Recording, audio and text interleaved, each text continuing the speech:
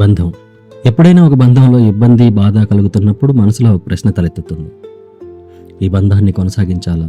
ఎదుటివారు మారేంత వరకు ఎదురు చూడాలా? లేదా ఇక్కడితో ఆపేయాలా అని. మహాభారత యుద్ధ సమయంలో కూడా అర్జునుడికి ఇదే ప్రశ్న తలెత్తింది. దానికి శ్రీకృష్ణుల వారు సమాధానంగా ఏం చెప్పారంటే, ఇప్పుడు చెప్పబోయే ఈ 3 విషయాల్లో ఏదైనా వర్తిస్తే ఆ బంధాన్ని వదిలేయడమే మంచిది అని. అందులో మొదటిది, ఏదైనా బంధంలో నీకు మర్యాద లేకుండా పదే పదే అవమానాలు ఎదురవుతున్నట్లయితే ఆ బంధాన్ని వదిలేయడమే మంచిది. ఎందుకంటే మర్యాద లేని చోట ఏ బంధం నిలబడదు. రెండవది, ఏదైనా బంధంలో పదే పదే అసత్యాలు మాట్లాడుతూ మోసం చేస్తున్నారు, ఆ బంధాన్ని వదిలేయటమే మంచిది.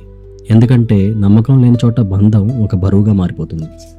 ఇక మూడవది మరీ ముఖ్యమైనది, ఏదైనా ఒక బంధం నీ మనశ్శాంతికి భంగం కలిగిస్తుందో, నువ్వు దాని గురించే పగలు రాత్రి ఆలోచిస్తూ నీ మానసిక శారీరక ఆరోగ్యాన్ని కోల్పోతున్నావు, అటువంటి బంధం నిన్ను విచ్ఛిన్నం చేస్తుంది.